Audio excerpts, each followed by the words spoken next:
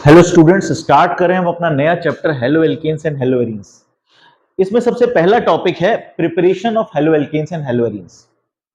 यहां हम preparation start करने से पहले कुछ इंपॉर्टेंट टर्म्स के बारे में जानने की कोशिश करेंगे। सबसे पहले, जब भी कोई रिएक्शन स्टार्ट होती है और कंप्लीशन तक पहुंचती है, मतलब रिएक्टेंट्स प्रोडक्ट में बदलते हैं, तो उससे पहले बहुत कम टाइम के लिए, fraction of few seconds, you can say fraction of nano second, बहुत कम टाइम के लिए एक स्पीसी क्रिएट होती है। उसे हम कहते हैं रिएक्शन इंटरमीडिएट। वो क्षण भर के लिए होती है, बहुत थोड़े टाइम के लिए होती है, और फिर आगे चल के वो प्रोडक्ट में बदल जाती है। यानी रिएक्टेंट से स्टार्ट होती है, फिर इंटरमीडिएट स्पीसी बनती है जो कि बहुत कम टाइम के लिए बनती है, और फिर वो प्रोडक्ट में बदल जाती है। तो वो इंटरमीडिएट रिएक्टेंट स्पीसी अलग अलग टाइप्स की होती है। मतलब हम अगर बात करें, कोई रिएक्टेंट है जो कि प्रोडक्ट में बदल रहा है, तो प्रोडक्ट में बदलने से पहले वो एक इंटरमीडिएट में बदलता है। ये इंटरमीडिएट स्पीसी क्या होती है? रिएक्टेंट ने रिएक्शन स्टार्ट किया, प्रोडक्ट में बदलने से पहले वो एक इंटरमीडिएट में बदला। वो सबसे पहले हम जानेंगे वो इंटरमीडिएट स्पीसी अलग अलग टाइप की जो होती हैं। उसमें से एक है कार्ब कैटायन। कार्ब कैटायन वो स्पीसी है जो किसी भी एल्काइल हैलाइड, अल्कोहल या कोई और कंपाउंड में से जब नेगेटिव पार्ट अलग हो जाता है, जैसे हेलोजन नेगेटिव होती है, OH नेगेटिव होता है, जब अलग हो जाता है तो एक इंटरमीडिएट क्रिएट होता है जिसे हम कहते हैं कार्ब कैटायन। ये मिथाइल कैटायन है और ये इथाइल कैटायन है। इसी तरह से जब कोई पॉजिटिव स्पीसी अलग होती है तो क्या क्रिएट होता है? Carb anion, negatively charged methyl group, negatively charged ethyl group, carb anion. अगर जो स्पीसी अलग हो रही है वो ना नेगेटिव है ना पॉजिटिव है, वो अपना इलेक्ट्रॉन लेके अलग होती है जो उसने बॉन्डिंग में शेयर करा था। ना ही कोई एक्स्ट्रा इलेक्ट्रॉन लेके जाती है, ना ही कोई अपना इलेक्ट्रॉन दे के जाती है। तो वो बिना किसी चार्ज के अलग होती है। तो मिथाइल ग्रुप या इथाइल ग्रुप पे एक इलेक्ट्रॉन जो कि उसका खुद का है वो रह जाता है, और इस स्पीसी को हम कहते हैं फ्री रेडिकल। आगे पढ़ते हैं न्यूक्लियोफाइल। न्यूक्लियोफाइल नाम से ही बताता है positively charge loving species. Nucleo means positive और philic means loving. Positive charge को लव करने वाली स्पीसी, पॉजिटिव लविंग। तो खुद कैसी होगी? Negatively charge. खुद नेगेटिवली चार्ज होनी चाहिए। जरूरी नहीं है कि वो नेगेटिवली चार्ज ही हो, उस पे एक इलेक्ट्रॉन पेयर भी हो तो भी वो पॉजिटिव चार्ज को लव करेगी। लेकिन हां, वो खुद पॉजिटिवली चार्ज नहीं होनी चाहिए, क्योंकि फिर वो पॉजिटिव चार्ज को रिपेल करेगी। तो nucleophile positively charge loving species, खुद पे उस पे क्या होना चाहिए? Negative charge. Chloride ion, hydroxide ion are the examples. Electrophile, electro means negative charge और philic means loving. Negative charge को लव करने वाली species, negative charge loving species, खुद कैसी होनी चाहिए? पॉजिटिव। तो इस टाइप से NO2 पॉजिटिव, ये क्या है? एक इलेक्ट्रोफाइल है। ठीक है, यानी उसके पास इलेक्ट्रॉन की कमी होनी चाहिए, वो इलेक्ट्रॉन डेफिशिएंट होनी चाहिए। अगर वो पॉजिटिव नहीं है, न्यूट्रल भी है, तो भी वो इलेक्ट्रॉन डेफिशिएंट होनी चाहिए। लेकिन हां, इलेक्ट्रोफाइल कभी भी नेगेटिव नहीं होना चाहिए। ओके। इसके अलावा Cl पॉजिटिव भी हो सकता है। अब कई स्टूडेंट्स ये सोच रहे होंगे Cl तो नेगेटिव होता है, यहां Cl पॉजिटिव कैसे हो सकता है? Cl पॉजिटिव भी हो सकता है, लेकिन जानेंगे लेटर ऑन कि Cl पॉजिटिव कैसे बनाया जा सकता है, इस चैप्टर में काम आएगा। आगे बढ़ते हैं, जो कार्ब कैटायन हमने पढ़ा है उसका स्टेबिलिटी ऑर्डर जानने की कोशिश करते हैं।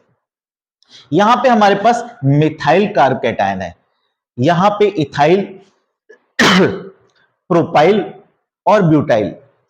ये जो कार्ब कैटायन है, इथाइल कार्ब कैटायन, ये 1 डिग्री कार्ब कैटायन है, यानी प्राइमरी कार्ब कैटायन है, क्योंकि जिस कार्बन पे कैटायनिक चार्ज है, पॉजिटिव चार्ज है, उसके पीछे एक मिथाइल ग्रुप है, उसके पीछे एक मिथाइल ग्रुप है। तो एक मिथाइल ग्रुप होने की वजह से उसको हम कहेंगे प्राइमरी कैटायन। अगर किसी कार्बन जिस पे पॉजिटिव चार्ज है उससे डायरेक्टली दो कार्बन जुड़े हैं, एक इधर एक इधर, तो उसे हम कहेंगे सेकेंडरी कार्ब कैटायन, यानी 2 डिग्री कार्ब कैटायन। और यहां पे इस कार्बन पे 3 मिथाइल ग्रुप डायरेक्टली जुड़े हैं, 3 कार्बन डायरेक्टली जुड़े हैं, तो इसे 3 डिग्री कार्ब कैटायन कहेंगे। अब यहां पे डिग्री की बात आ रही है, तो यहां पे मिथाइल और इथाइल कार्ब कैटायन दोनों ही प्राइमरी हैं, ये सेकेंडरी और ये टर्शियरी। अब यहां पे स्टेबिलिटी की बात करें, स्टेबिलिटी का मतलब क्या होता है? एक रिएक्शन इंटरमीडिएट है जो कि स्टेबल है या लेस स्टेबल है या अनस्टेबल है। इन तीनों में क्या फर्क है? अगर कोई रिएक्शन इंटरमीडिएट स्टेबल है, तो वो ये चीज बता रहा है कि रिएक्शन उस रास्ते से होके जरूर गुजरेगा, यानी उस रिएक्शन में वो रिएक्शन इंटरमीडिएट जरूर बनेगा। यानी रिएक्शन कोई और पाथ को लेने की बजाय इस पाथ को प्रेफर करेगा जिसमें ये रिएक्शन इंटरमीडिएट है जो कि स्टेबल है। अगर कोई रिएक्शन इंटरमीडिएट लेस स्टेबल है या अनस्टेबल है, तो रिएक्शन उस रास्ते से नहीं जाएगा जिस रास्ते पे रिएक्शन इंटरमीडिएट अनस्टेबल है या लेस स्टेबल है। तो ये बात गौर करने की है कि स्टेबिलिटी का क्या रोल होता है, स्टेबिलिटी की क्या सिग्निफिकेंस होती है, स्टेबिलिटी की क्या इंपॉर्टेंस होती है। तो रिएक्शन इंटरमीडिएट जो कि रिएक्शन के बीच में बनता है थोड़ी देर के लिए, उसके स्टेबल होने से हमें यह पता चलता है कि वो रिएक्शन उस रास्ते से होके जरूर गुजरेगा। तो ये बात ध्यान रखने वाली है, स्टेबिलिटी मैटर करती है और स्टेबिलिटी के बारे में पढ़ना बहुत जरूरी है कि रिएक्शन इंटरमीडिएट की स्टेबिलिटी हमें पता होनी बहुत जरूरी है। तो यहां पे स्टेबिलिटी ऑर्डर इंक्रीज कर रहा है, किसका? कार्ब कैटायन का।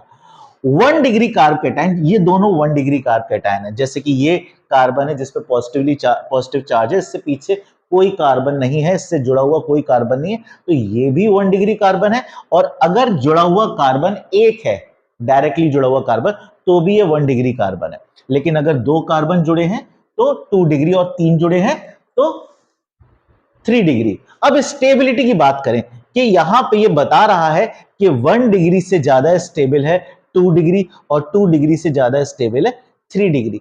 तो यहां पे आपको एक चीज बता दें कि methyl group electron donating group होता है।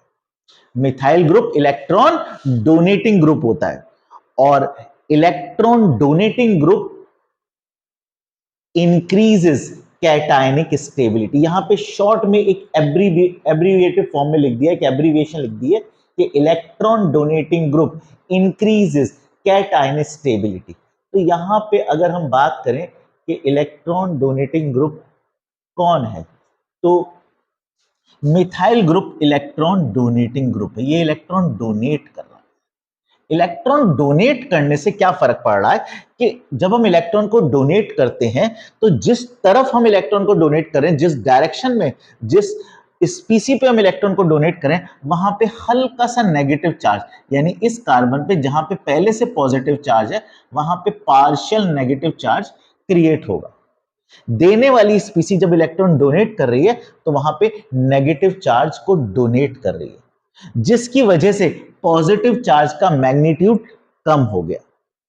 अब यहां पे गौर करने वाली बात है कि यहां पे दो मिथाइल ग्रुप है, एक इधर है एक इधर है। इधर से भी इलेक्ट्रॉन डोनेट किया जा रहा है इस कार्बन को, तो पार्शियल नेगेटिव चार्ज क्रिएट हो रहा है, और इधर से भी डोनेट किया जा रहा है तो और ज्यादा नेगेटिव चार्ज आ रहा है। नेगेटिव चार्ज का मैग्नीट्यूड बढ़ने से, क्योंकि ये जो चार्ज है पार्शियल नेगेटिव, ये इस चार्ज के मुकाबले बहुत हल्का है, तो ये कुछ नहीं कर रहा, इस पॉजिटिव चार्ज के मैग्नीट्यूड को कम कर रहा है। यहां पे इसने पॉजिटिव चार्ज के मैग्नीट्यूड को और कम कर दिया।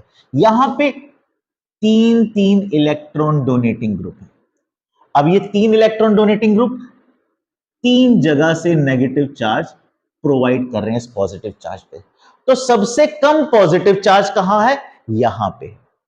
सबसे ज्यादा पॉजिटिव चार्ज देखा जाए तो यहां पे, या कह लो सबसे ज्यादा यहां पे है, क्योंकि यहां पे कोई स्पीसी ऐसी है ही नहीं जो इलेक्ट्रॉन डोनेट कर रही हो, कोई मिथाइल ग्रुप है ही नहीं जो इलेक्ट्रॉन डोनेट कर रहा हो।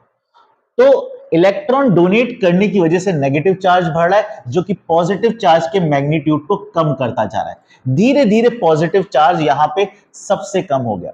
अब चार्ज ज्यादा होगा तो रिएक्टिविटी ज्यादा होगी, चार्ज कम होगा तो रिएक्टिविटी कम होगी और स्टेबिलिटी ज्यादा होगी। यहां पे पॉजिटिव, अगर हम इसको समझने की कोशिश करें तो ये माने कि सबसे ज्यादा पॉजिटिव चार्ज यहां है, और यहां थोड़ा कम हो गया, यहां और कम हो गया, और यहां सबसे कम हो गया पॉजिटिव चार्ज।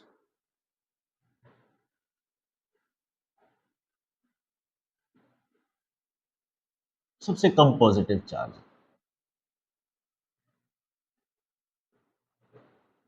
यहां सबसे ज्यादा पॉजिटिव चार्ज। तो पॉजिटिव चार्ज का मैग्नीट्यूड कम होता जा रहा है, यानी रिएक्टिविटी कम होती जा रही है। रिएक्टिविटी कम होगी यानी इसका मतलब क्या है, स्टेबिलिटी सबसे ज्यादा होगी। तो यहां ये दिख रहा है कि नेगेटिव चार्ज का मैग्नीट्यूड जैसे जैसे बढ़ रहा है। नेगेटिव चार्ज का मैग्नीट्यूड क्यों बढ़ रहा है, क्योंकि इलेक्ट्रॉन डोनेटिंग ग्रुप बढ़ते जा रहे हैं। यहां पे एक है, यहां पे दो है, यहां पे तीन है, तो negative charge, electron donating group बढ़ रहे हैं, तो नेगेटिव चार्ज बढ़ रहा है, जो कि पॉजिटिव चार्ज के मैग्नीट्यूड को कम करता जा रहा है। पॉजिटिव चार्ज का मैग्नीट्यूड प्राइमरी से लेकर टर्शरी तक जाते जाते कम हो गया, यानी रिएक्टिविटी कैटायन की, कार्ब कैटायन की कम हो गई। रिएक्टिविटी कम होने का मतलब क्या है, स्टेबिलिटी बढ़ गई। अब ये श्योर है कि 3 degree carb cation is most stable and 1 degree carb cation is least stable, और सबसे कम स्टेबल मिथाइल कार्ब कैटायन है। अब इसका मतलब क्या है, अगर किसी रिएक्शन में कार्ब कैटायन इंटरमीडिएट फॉर्म हो रहा है, यानी उस रिएक्शन में कार्ब कैटायन इंटरमीडिएट का बनना बहुत जरूरी है, तो रिएक्शन वो पाथ फॉलो करेगा। और दूसरी बात यह है कि उस रिएक्शन को सबसे ज्यादा सपोर्ट 3 डिग्री करेगा, क्योंकि 3 डिग्री सबसे स्टेबल कार्ब कैटायन है। तो उस रिएक्शन को सपोर्ट, यानी उस पाथ को सपोर्ट, उस मैकेनिज्म को सपोर्ट 3 डिग्री करेगा, और 1 डिग्री कार्ब कैटायन उस मैकेनिज्म को सबसे कम सपोर्ट करेगा। तो स्टेबिलिटी ऑफ कार्ब कैटायन का मतलब यह है कि जो कार्ब कैटायन या जो रिएक्शन इंटरमीडिएट सबसे ज्यादा स्टेबल होता है वो उस पाथ को सबसे ज्यादा फेवर करता है, और जो रिएक्शन इंटरमीडिएट सबसे कम स्टेबल होता है वो उस पाथ को सबसे कम फॉलो करता है, सबसे कम फेवर करता है। ठीक है, तो यहां यह जानना था कि 3 डिग्री सबसे स्टेबल होता है कार्ब कैटायन और 1 डिग्री सबसे कम स्टेबल होता है। इसके पीछे बहुत सारे रीजन है। स्टेबिलिटी का मैकेनिज्म हम जीओसी में पढ़ते हैं, जो कि हम हाइपर कॉन्जुगेशन और इंडक्टिव इफेक्ट की वजह से इनकी स्टेबिलिटी को एनालाइज करते हैं। यहां इस चैप्टर में हमारे लिए सिर्फ इतना जानना जरूरी है, कौन सा कार्ब कैटायन ज्यादा स्टेबल है और कौन सा कम स्टेबल है। और स्टेबिलिटी की इंपॉर्टेंस क्या है, जो रिएक्शन इंटरमीडिएट सबसे ज्यादा स्टेबल होगा वो उस रिएक्शन पाथ को सबसे ज्यादा फेवर करेगा। आगे बढ़ते, अब कार्ब एनायन की स्टेबिलिटी के बारे में बात करें तो यहां पे भी एल्काइल ग्रुप इलेक्ट्रॉन डोनेटिंग है। तो इसका भी कंसेप्ट कुछ वैसे ही यहां समझने की कोशिश करेंगे कि यहां 1 डिग्री कार्ब एनायन है, ये भी 1 डिग्री है, ये भी 1 डिग्री है। स्टूडेंट्स, अगर एनायनिक कार्बन पे पीछे एक मिथाइल ग्रुप है तो उसे हम 1 डिग्री कहेंगे, और एक भी मिथाइल ग्रुप नहीं है उसे भी हम 1 डिग्री कहेंगे। यानी कि कौन कौन से 1 डिग्री हो गए, एक तो ये 1 डिग्री हो गया और ये भी 1 डिग्री हो गया, ये 2 डिग्री कार्ब एनायन हो गया और ये 3 डिग्री कार्ब एनायन हो गया। ये दोनों प्राइमरी कार्ब एनायन कहलाएंगे, ये सेकेंडरी कार्ब एनायन और ये टर्शरी कार्ब एनायन। इस एनायनिक कार्बन पे 2 मिथाइल ग्रुप हैं, इसलिए ये सेकेंडरी कार्बन है, और इस एनायनिक कार्बन पे 3 मिथाइल ग्रुप जुड़े हैं डायरेक्टली, 3 कार्बन डायरेक्टली जुड़े हैं, तो ये 3 डिग्री या टर्शरी कार्बन है। अब उसी कंसेप्ट के द्वारा इसे समझने की कोशिश करेंगे। एक alkyl group is electron donating group, तो वो इलेक्ट्रॉन डोनेट कर रहा है, डोनेट कर रहा है यानी हल्का सा नेगेटिव चार्ज, इस बड़े नेगेटिव चार्ज के कंपैरिजन में हल्का सा नेगेटिव चार्ज जो ओवरऑल नेगेटिव चार्ज के मैग्नीट्यूड को बढ़ा रहा है। यहां पे दो दो एल्काइल ग्रुप है, जाहिर सी बात है इस नेगेटिव चार्ज में हल्के से दो नेगेटिव चार्ज जुड़ जाएंगे तो इस नेगेटिव चार्ज के मैग्नीट्यूड को इससे ज्यादा बढ़ा देंगे, यानी यहां का नेगेटिव चार्ज इस नेगेटिव चार्ज से ज्यादा है मैग्नीट्यूड में। यहां पे तीन तीन इलेक्ट्रॉन डोनेटिंग ग्रुप्स हैं जो कि इस नेगेटिव चार्ज में जुड़ के इसके मैग्नीट्यूड को बहुत ज्यादा बढ़ा देंगे। ये नेगेटिव चार्ज का मैग्नीट्यूड इन दोनों से ज्यादा होगा क्योंकि electron donating group negative charge को बढ़ा रहा है। अब गौर करने वाली बात है, पिछले कैटायनिक कंसेप्ट में electron donating group plus charge से जाके जोड़ा था, जो नेगेटिव चार्ज था प्लस चार्ज, तो वो प्लस चार्ज को पॉजिटिव चार्ज के मैग्नीट्यूड को कम कर रहा था। यहां पे electron donating group negative charge से जाके जोड़ रहा है, तो नेगेटिव चार्ज और नेगेटिव चार्ज तो जुड़ जाएगा और बढ़ जाएगा चार्ज, तो ये नेगेटिव चार्ज को उल्टा बढ़ा रहा है। तो यहां पे ये प्रूव होता है कि जितना ज्यादा इलेक्ट्रॉन डोनेटिंग ग्रुप होंगे उतना ज्यादा नेगेटिव चार्ज का मैग्नीट्यूड बढ़ जाएगा। अब यहां पे ये भी पता चलता है कि क्योंकि नेगेटिव चार्ज सबसे ज्यादा टर्शरी के पास है, तो सबसे ज्यादा रिएक्टिव एनायन कौन सा है? Tertiary carbon ion. और सबसे कम नेगेटिव चार्ज किस पे है? प्राइमरी कार्बन आयन पे। तो रिएक्टिविटी ऑर्डर की अगर बात करें तो सबसे ज्यादा रिएक्टिव है टर्शरी और सबसे कम रिएक्टिव है प्राइमरी। और अगर स्टेबिलिटी ऑर्डर की बात करें तो रिएक्टिविटी जितनी ज्यादा है स्टेबिलिटी उतनी कम हो जाएगी। स्टेबिलिटी ऑर्डर ये है, प्राइमरी सबसे ज्यादा स्टेबल होगा क्योंकि सबसे कम रिएक्टिव है, इसलिए वो सबसे ज्यादा स्टेबल है। This is the stability order.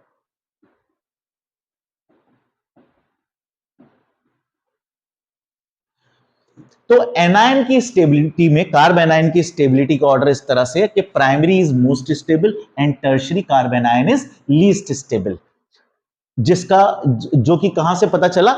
Charge के मैग्नीट्यूड से। तो कार्ब कैटायन की स्टेबिलिटी में सबसे ज्यादा स्टेबिलिटी 3 डिग्री की होती है, कार्ब एनायन में सबसे ज्यादा स्टेबिलिटी 1 डिग्री की यानी कि प्राइमरी की होती है। अब स्टेबिलिटी क्यों बताई जा रही है? आगे चल के कुछ रिएक्शन मैकेनिज्म ऐसे होंगे जो एक पर्टिकुलर पाथ को फॉलो करे। क्यों उस पाथ को फॉलो करते? क्योंकि उसका इंटरमीडिएट स्टेबल है, इसलिए वो उसी पाथ को फॉलो करेंगे जिसमें इंटरमीडिएट स्टेबल होगा। ओके, आगे बढ़ते हैं स्टूडेंट्स। और भी कुछ इंटरमीडिएट्स होते हैं, रिएक्शन इंटरमीडिएट्स, जो कि स्पीसीज ऐसी होती हैं जो अटैक करती हैं, जैसे न्यूक्लियोफाइल्स एंड इलेक्ट्रोफाइल्स। न्यूक्लियोफाइल्स वो स्पीसीज होती हैं जो पॉजिटिवली चार्ज लविंग स्पीसीज है। न्यूक्लियो मींस पॉजिटिव और philic means loving. Positively charge loving species या तो नेगेटिव होंगी, नेगेटिव भी क्यों होती? क्योंकि उनके पास इलेक्ट्रॉन पेयर होता है। और अगर वो नेगेटिव नहीं है, वो न्यूट्रल है, तो क्यों वो न्यूक्लियोफाइल है? क्योंकि उनके पास इलेक्ट्रॉन पेयर होता है। वो स्पीसीज जिस पे या तो नेगेटिव चार्ज हो या इलेक्ट्रॉन पेयर हो, ये दोनों के दोनों स्पीसीज पॉजिटिव चार्ज पे इजीली अटैक कर सकती हैं, इसलिए हम इसे न्यूक्लियोफाइल कहते हैं। जिन पे नेगेटिव चार्ज होता है उन स्पीसीज को हम कहते हैं नेगेटिव न्यूक्लियोफाइल्स, और जिन पे कोई चार्ज नहीं होता लेकिन एक इलेक्ट्रॉन पेयर जरूर होता है अटैक करने के लिए, उसे हम कहेंगे न्यूट्रल न्यूक्लियोफाइल। ये कुछ एग्जांपल्स हैं न्यूट्रल न्यूक्लियोफाइल्स के, और ये है नेगेटिव न्यूक्लियोफाइल्स के। और भी तरीके के न्यूक्लियोफाइल्स होते हैं जैसे कि एम्बिडेंट न्यूक्लियोफाइल्स, वो न्यूक्लियोफाइल्स जो कि दो तरफ से, दो साइड से अटैक कर सकते हैं, जैसे Cn नेगेटिव सी साइड से, सी कार्बन से अटैक कर सकता है, कार्बन से अटैक कर सकता है, तो साइनाइड। और अगर वो नाइट्रोजन की तरफ से अटैक करता है तो वो आइसोसाइनाइड बना सकता है। तो Cn में दो साइटें अटैक करने वाली, एक कार्बन है एक नाइट्रोजन है, तो इस टाइप के न्यूक्लियोफाइल को हम कहते हैं एम्बिडेंट न्यूक्लियोफाइल। ये थायोसाइनाइड है, ये नाइट्राइट आयन है। इसमें अगर O से अटैक होता है तो नाइट्राइट आयन क्रिएट होता है, और नाइट्रोजन की साइड से अटैक होता है तो नाइट्रो ग्रुप क्रिएट होता है। दिस इज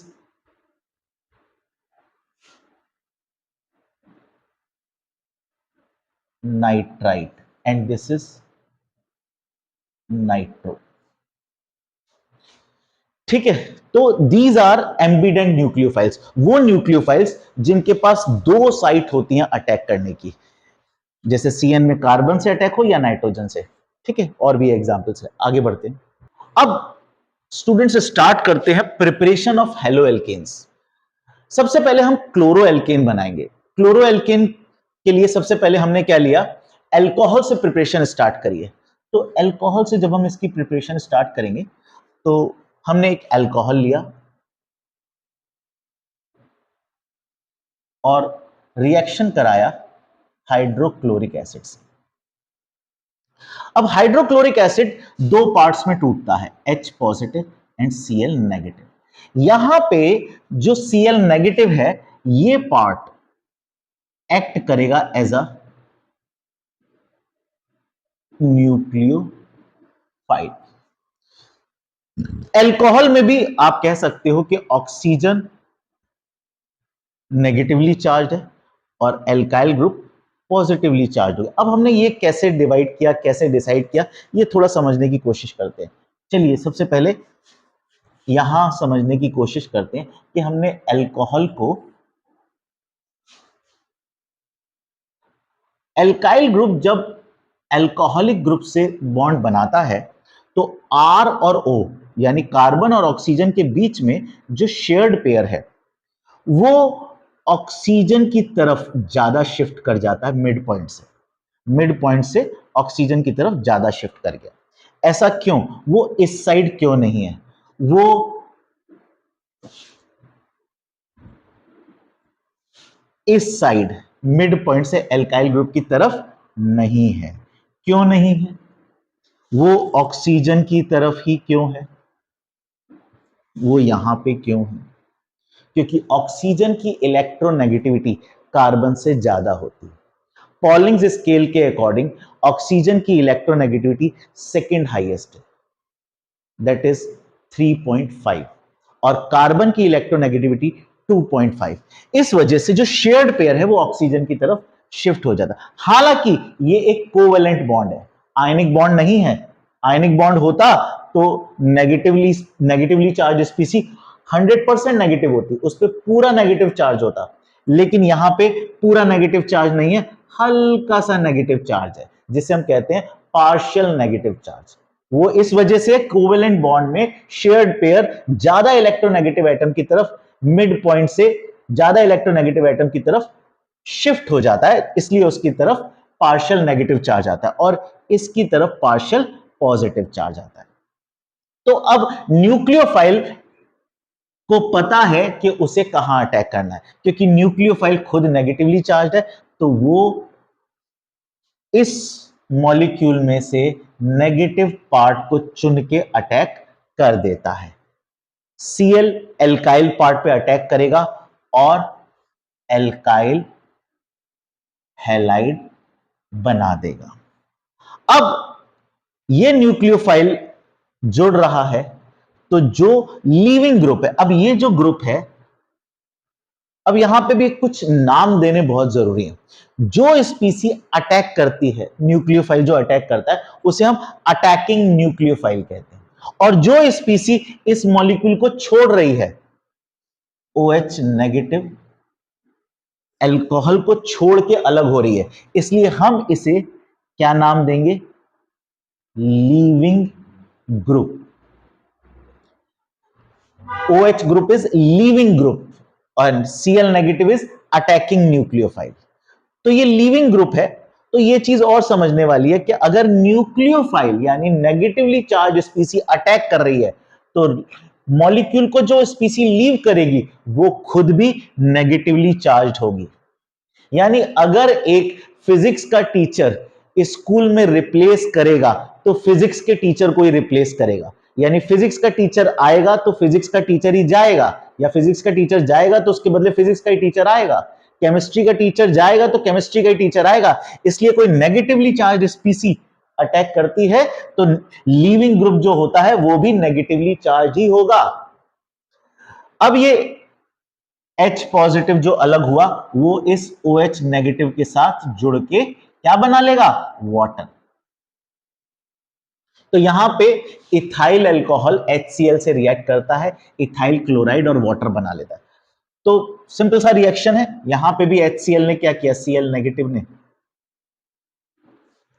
यहां पे Cl इज नेगेटिव यहां से निकलेगा और इस कार्बन पे अटैक करेगा और OH लीविंग ग्रुप है जो कि हाइड्रोजन के साथ चला जाएगा और वाटर बना देगा।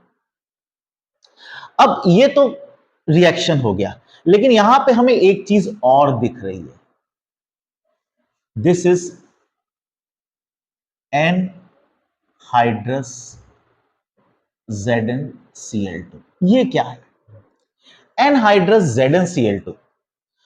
एरो पे हर चीज स्टूडेंट कैटलिस्ट समझता है, कैटलिस्ट होता है, लेकिन कैटलिस्ट किस तरह से, कैटलिस्ट उस रिएक्शन की स्पीड को बढ़ा रहा है, लेकिन किस तरह से काम कर रहा है। तो हर चीज को हम कैटलिस्ट कह देते हैं, लेकिन उसके अलग अलग रोल होते हैं, उसको अलग नाम भी दिया जा सकता है, कई केसेस में वो एक अलग तरीके से बिहेव करता है। यहां पे एनहाइड्रस ZnCl2 एक लुईस एसिड की तरह काम कर रहा है। लुईस एसिड क्या होता है, जिसके पास डेफिशिएंसी होती है इलेक्ट्रॉन की। वो क्या करता है, वो जिस स्पीसी के साथ जुड़ता है उसका इलेक्ट्रॉन पेयर ले लेता है और कोऑर्डिनेट बॉन्ड बना लेता है। तो यहां पे ZnCl2 क्या कर रहा है, यहां पे समझने की कोशिश करेंगे कि अल्कोहल में जो ऑक्सीजन का लोन पेयर है वो ZnCl2 लेके जुड़ जाता है इसके साथ। अब ये जो बॉन्ड है ये कोऑर्डिनेट बॉन्ड है। कोऑर्डिनेट बॉन्ड का मतलब होता है जब शेयरिंग में इन्वॉल्व दोनों इलेक्ट्रॉन किसी एक स्पीसी के होते हैं तो उसे हम कोऑर्डिनेट बॉन्ड कहते हैं। अगर दो एटम अपना अपना एक इलेक्ट्रॉन, जैसे यहां पे एल्काइल ग्रुप NR यहां पे है या HCl में दोनों अपना अपना इलेक्ट्रॉन लाए तो ये क्या है, म्यूचुअल शेयरिंग। लेकिन यहां पे दोनों इलेक्ट्रॉन किसी एक एटम के है तो इसे हम कहेंगे कोऑर्डिनेट बॉन्ड। तो ZnCl2 ऑक्सीजन के साथ जुड़ के क्या कर रहा है, एल्काइल ग्रुप और ऑक्सीजन यानी कार्बन और ऑक्सीजन के बीच में जो बॉन्ड है उसको वीक करने की कोशिश कर रहा है, उसको तोड़ने में हेल्प कर रहा है। तो एनहाइड्रस ZnCl2 का क्या रोल है, anhydrous ZnCl2 is helping in the weakening of CO bond. इस चीज को आप नोट कर सकते हैं, एनहाइड्रस ZnCl2 एक लुईस एसिड है, is a Lewis acid, it is helping in the weakening of CO bond. ये जो कार्बन और ऑक्सीजन के बीच में बॉन्ड है, यहां पे कार्बन और ऑक्सीजन के बीच में जो बॉन्ड है इसको वीक करने में हेल्प कर रहा है।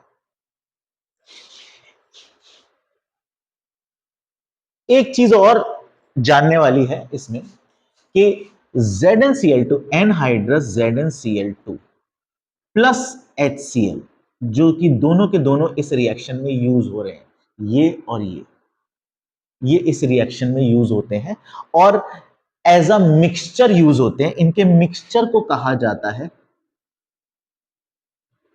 लूकस रिएजेंट। एनहाइड्रस ZnCl2 और HCl के मिक्सचर को हम क्या कहते हैं, लूकस रिएजेंट। इस चीज को भी आप नोट कर लीजिए। अच्छा, यहां पे जो चीज बताई गई है कि जो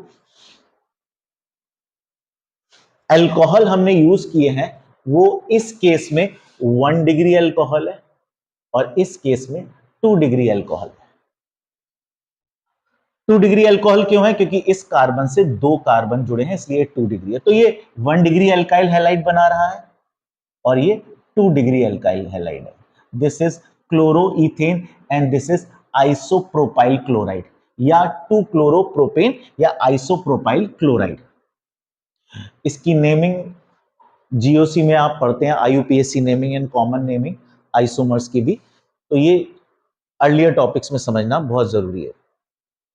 अब यहां पे समझने वाली बात यह है कि जब हम 1 डिग्री अल्कोहल से 1 डिग्री अल्काइल हैलाइड बना रहे हैं और 2 डिग्री अल्कोहल से 2 डिग्री अल्काइल हैलाइड बना रहे हैं, दोनों केसेस में एनहाइड्रस ZnCl2 यूज हो रहा है। एनहाइड्रस ZnCl2 काम क्या कर रहा है, ये आपके कार्बन और ऑक्सीजन के बॉन्ड को वीक करने की कोशिश कर रहा है। It is helping in the weakening of CO bond. ये मैं बात इसलिए बता रहा हूं क्योंकि नेक्स्ट स्लाइड जो बताएगी उसमें हम 3 डिग्री एल्काइल हैलाइड की प्रिपरेशन करेंगे। अब 3 डिग्री की जब हम प्रिपरेशन करेंगे,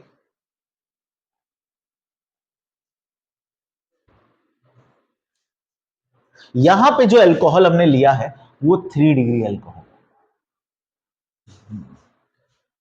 तो 3 डिग्री अल्कोहल में फिर से 3-3 इलेक्ट्रॉन डोनेटिंग ग्रुप।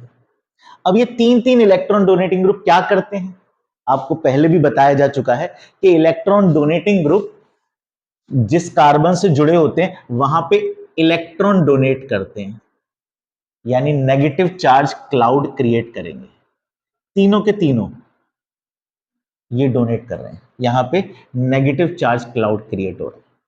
ये जो कार्बन है ये नेगेटिव हो रहा है इन 3 इलेक्ट्रॉन डोनेटिंग ग्रुप की वजह से, और ऑक्सीजन के पास इलेक्ट्रॉन पेयर है, यानी उसके पास भी इलेक्ट्रॉन क्लाउड है।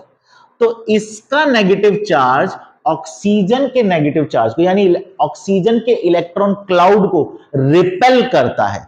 रिपेल करने से क्या होता है भाई, ये कार्बन जो कि मैग्नीट्यूड इसका नेगेटिवली चार्ज हो गया, नेगेटिव चार्ज क्रिएट हो गया due to 3 alkyl donating groups, वो क्या कर रहा है, ऑक्सीजन पे मौजूद जो इलेक्ट्रॉन क्लाउड है उसको रिपेल कर रहा है, रिपेल कर रहा है।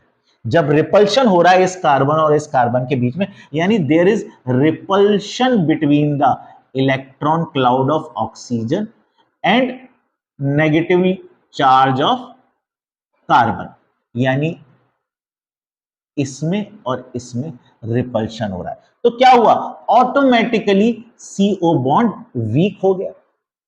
वीक हो गया यहां पे सीओ बॉन्ड, तो हमारे को जिस रिएजेंट की जरूरत पिछले रिएक्शन में पड़ी थी एनहाइड्रस ZnCl2 की, वो इस रिएक्शन में नहीं चाहिए, क्योंकि वो काम किसने कर दिया, 3-3 एल्काइल ग्रुप्स जो यहां मौजूद हैं उन्होंने इलेक्ट्रॉन डोनेट करा, इस कार्बन पे नेगेटिव चार्ज क्रिएट हुआ और उस नेगेटिव चार्ज ने ऑक्सीजन के इलेक्ट्रॉन क्लाउड को रिपेल करा और ऑटोमेटिकली ये वाला बॉन्ड वीक हो गया, इसलिए एनहाइड्रस ZnCl2 की जरूरत नहीं पड़ी। यानी आप लिख सकते हो due to presence of 3 alkyl groups in tertiary carbon, ठीक है, the central carbon has enough amount of negative charge which repels the electron cloud of oxygen, and ultimately this helps in the weakening of CO bond. Anhydrous ZnCl2 is not required for the preparation of 3 degree alkyl halide due to these reasons. Carb cation form, अच्छा, presence of 3 degree ये तो हमने बता दिया point. दूसरी बात और है कि 3-3 एल्काइल ग्रुप जो कि मौजूद हैं वो क्या करेंगे, वो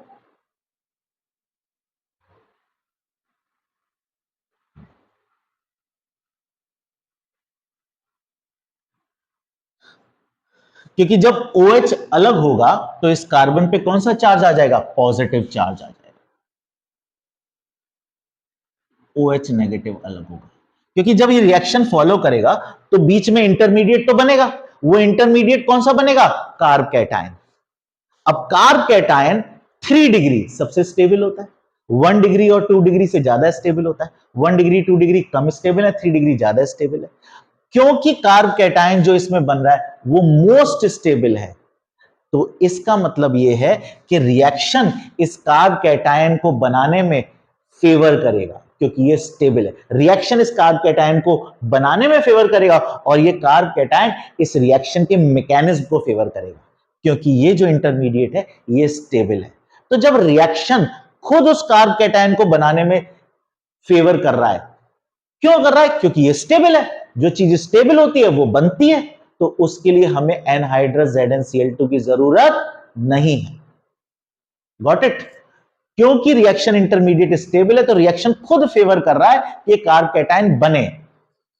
तो ये चीज आप समझ गए कि 3 डिग्री कार्ब कैटायन सबसे स्टेबल होता है, इसलिए उसका बनने की पॉसिबिलिटी खुद ब खुद हो जाती है, इसलिए किसी एनहाइड्रस ZnCl2 की जरूरत नहीं है इस बॉन्ड को ब्रेक करने में। तो 3 डिग्री अल्कोहल से 3 डिग्री अल्काइल हैलाइड जब भी हम बनाते हैं तो हमें एनहाइड्रस ZnCl2 की जरूरत नहीं पड़ती है। तो दो रीजन हो गए, एक तो carb cation formed in this reaction is 3 degree which is most stable, तो ये रिएक्शन फॉलो होगा, एनहाइड्रस ZnCl2 की जरूरत नहीं पड़ी। और दूसरा कि तीन तीन एल्काइल ग्रुप इलेक्ट्रॉन क्लाउड बढ़ाएंगे इस कार्बन पे, जो कि ऑक्सीजन के इलेक्ट्रॉन क्लाउड को रिपेल करेगा और खुद ये बॉन्ड वीक हो जाएगा। रिएक्टिविटी ऑर्डर की बात करें हम कि भाई कौन सा अल्कोहल इजीली अल्काइल हैलाइड में बदल जाएगा, the order of reactivity of alcohols for halogenation is 3 degree सबसे आसानी से बदल रहा था, क्योंकि उसके पीछे रीजन सब समझ चुके हैं कि 3 degree carb cation was most stable और तीन तीन alkyl group electron cloud create कर रहे थे कार्बन पे, जो कि ऑक्सीजन के इलेक्ट्रॉन क्लाउड को रिपेल कर रहा था और बॉन्ड को वीक करने में हेल्प कर रहा था। तो ये खुद ब खुद 3 डिग्री वो मैकेनिज्म फॉलो करना चाहता है और सबसे इजीली हेलोजिनेट कर जाएगा, यानी OH को हटा के हेलोजन जुड़ जाएगी। ये सबसे आसानी से कहां होगा? 3 डिग्री में।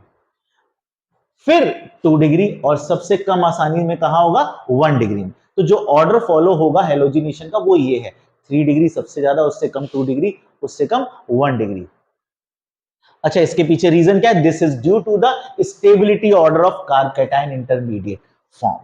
तो 3 डिग्री कार्ब कैटायन सबसे स्टेबल है, इसलिए 3 डिग्री अल्कोहल सबसे ज्यादा फेवर करेगा, सबसे इजीली कन्वर्ट हो जाएगा अल्काइल हैलाइड में। Preparation of bromo alkene.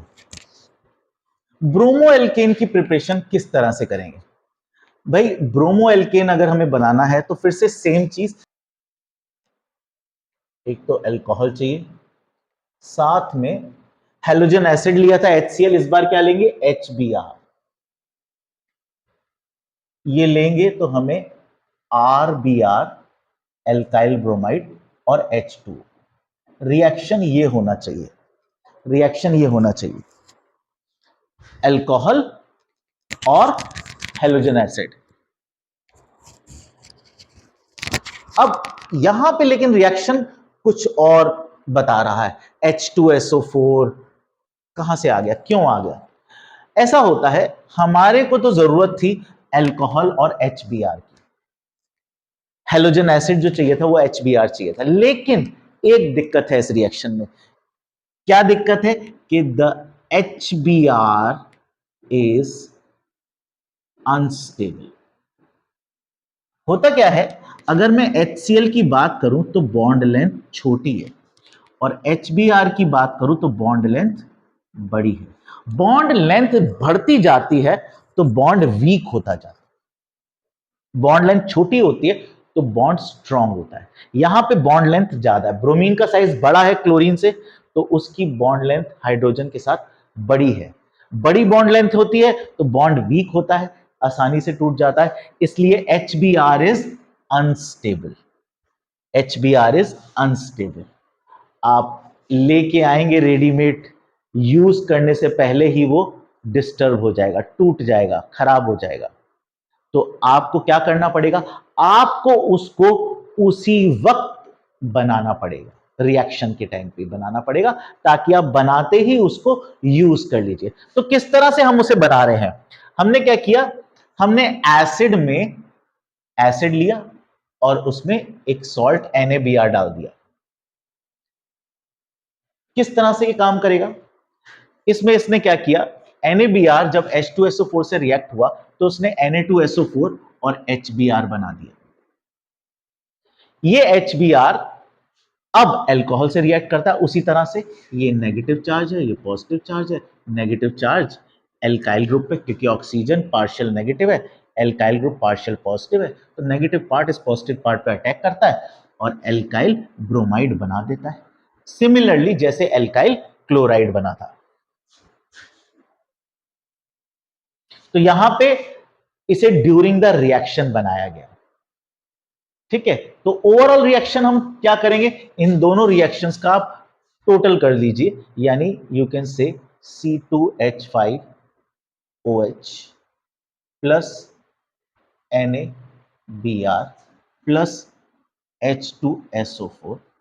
हुआ क्या है, पहले HBr बनाया गया है, फिर HBr को अल्कोहल से रिएक्ट कराया गया है। तो ये दो स्टेप्स हैं, आप इन दोनों स्टेप्स को क्लब कर सकते हो और एक रिएक्शन बना सकते हो फाइनली। आपके पास HBr और इधर HBr दोनों जगह है, तो ये कैंसिल आउट हो जाएगा, तो आपको रिएक्टेंट साइड पे दिखाने की जरूरत नहीं है। यहाँ पे C2H5Br plus Na2SO4 plus H2O. So this is the overall reaction. You can write alcohol plus NaBr plus H2SO4 gives us C2H5Br plus Na2SO4 plus H2O. आप इसे स्टेप्स में भी लिख सकते हैं कि NaBr plus H2SO4 क्या बनाएंगे, Na2SO4 plus HBr. HBr alcohol के साथ रिएक्ट करेगा, ये नेगेटिव और ये पॉजिटिव, ये नेगेटिव और ये पॉजिटिव। पॉजिटिव स्पीसी नेगेटिव स्पीसी के साथ जाके अल्कोहल बना लेगी और वो वाटर बना लेगी, और ये नेगेटिव और ये पॉजिटिव जोड़ के अल्काइल हैलाइड बना लेगी। ठीक है, जब हम आयोडीनेशन कर रहे हैं यानी आयोडीन को जोड़ें, तो यहां पे जिस तरह से HCl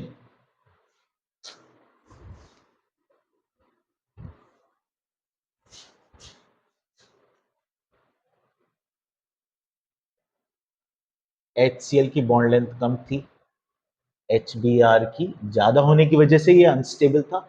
HI की बॉन्ड लेंथ तो और ज्यादा है, तो ये तो और अनस्टेबल है। HI is even more unstable than HBr।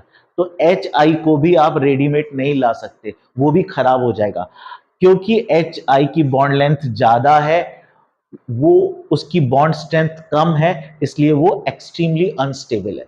तो जो भी अनस्टेबल स्पीसी होती है, जो भी अनस्टेबल कंपाउंड होता है, उसे आप ला के रख नहीं सकते, यूज करने के लिए पहले से तैयार नहीं रख सकते, उसे आपको उसी वक्त बनाना पड़ता है। It is prepared during the reaction. तो आप कैसे बनाएंगे, इसके लिए आप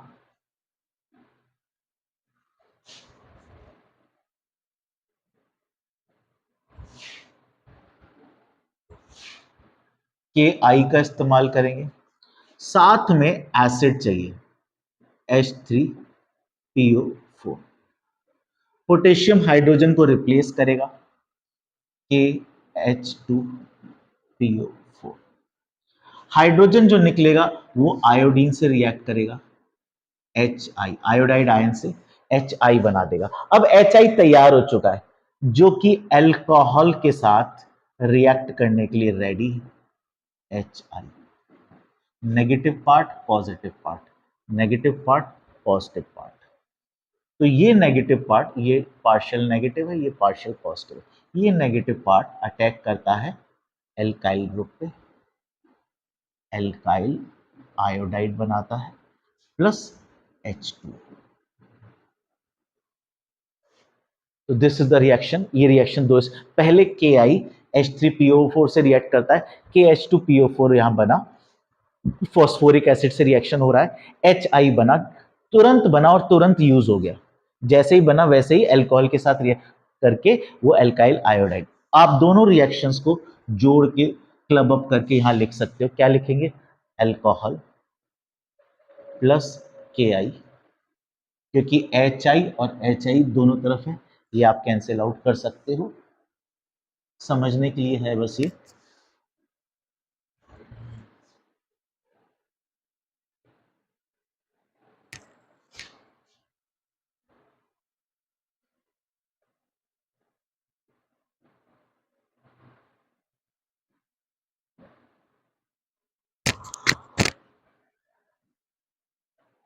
RI बन गया प्लस KH2PO4 प्लस H2। तो ये ओवरऑल रिएक्शन आप इस तरह से नोट कर सकते हैं। अच्छा, यहां पे एक नोट दे रखा है, ये बहुत इंपॉर्टेंट है, तो ये रिएक्शन आप समझ गए होंगे। तो ये ओवरऑल रिएक्शन है, ये हमने ले रखा है हेक्सेनॉल ले रखा है, जो आइडोहेक्सेन में कन्वर्ट हो रहा है। तो ये थोड़ा सा ब्लर आ रहा है, ये आप यहां से रिएक्शन ऐसे ले सकते हैं, कोई भी आप मिथाइल अल्कोहल, मिथाइल आयोडाइड में, इथाइल अल्कोहल, इथाइल आयोडाइड में, यहां पे हम एक रिएक्शन लिखने की कोशिश करते हैं, C2H5O OH, ठीक है, जो कि